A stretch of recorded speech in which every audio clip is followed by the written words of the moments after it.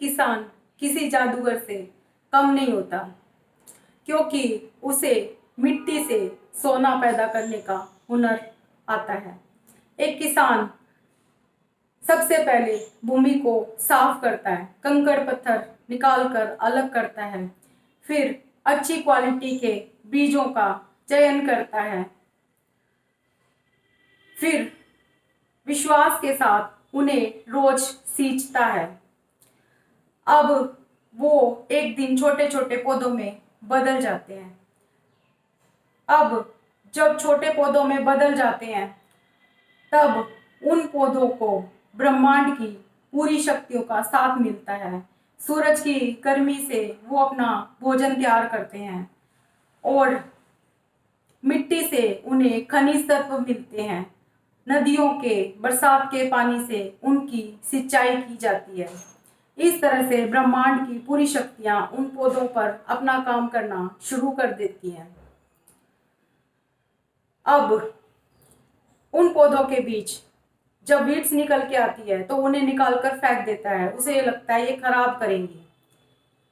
फिर कड़े परिश्रम के साथ वो उन पौधों के साथ काम करता है, उनकी सुरक्षा करता है।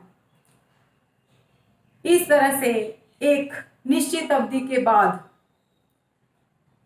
वो फसल तैयार हो जाती है। अब कड़ी धूप में वो पकती हैं।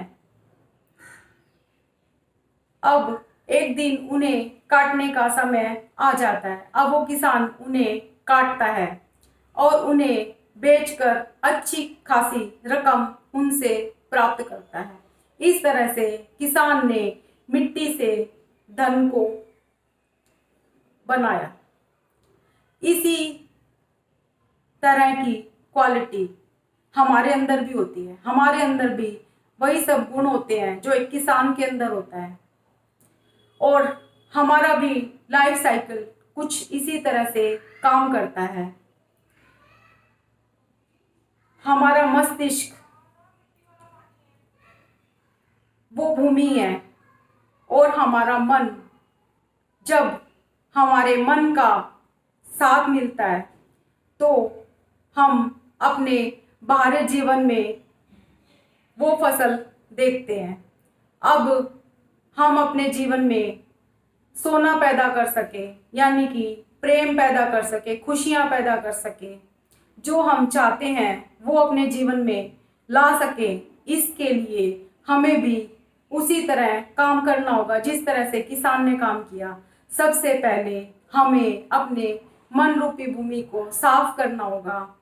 उसमें से ऐसे विचारों को अलग करना होगा जो दुख के हैं, दर्द के हैं, डर के हैं, जलन के हैं, नफरत के हैं। इस तरह के विचारों को हमें मन रूपी भूमि से साफ करना होगा। अब हमें अच्छे विचारों का चयन करना होगा जो प्रेम से, खुशी से, उत्साह से भरे हों। नकारात्मक विचारों को हमें अपने मन रूपी भूमि में बिल्कुल भी नहीं बोना। अब हमारा कंट्रोल नहीं होता नकारात्मक विचारों पे, लेकिन कुछ समय के प्रयास के बाद हम सफल हो जाते हैं। हम विचारों का चयन करने में सफल हो जाते हैं।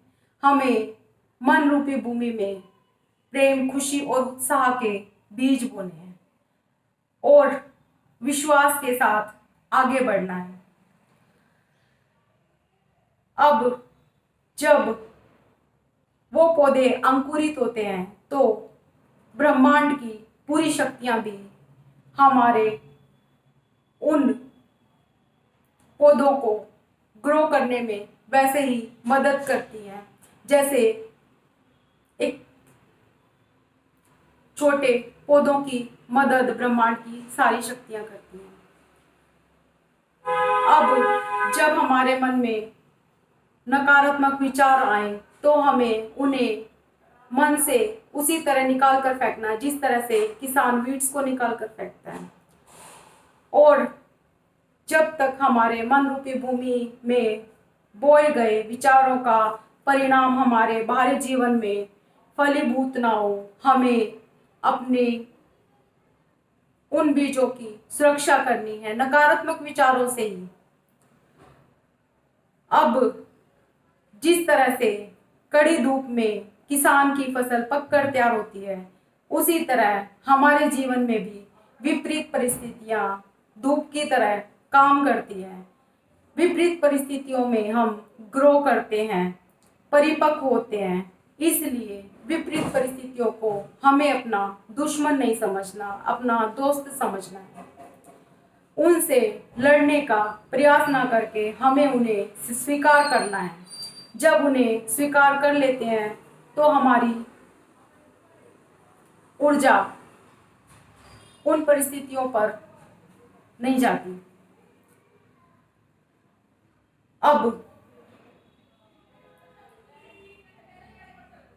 एक अवधि के बाद हम अपने बाहरी जीवन में भी वही प्रेम, खुशी सब देख पाते हैं जो हमने अपने मन रूपी भूमि में बोया है।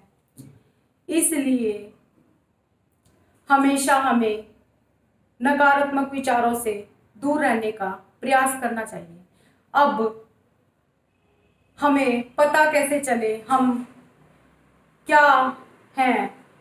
जिस तरह से एक गेहूं के पौधे को पता होता है गेहूं है, अमरूद को पता होता है वो अमरूद है, सेब को पता है वो सेब है, इसका पता हमारे दिल को होता है। हमें दूसरों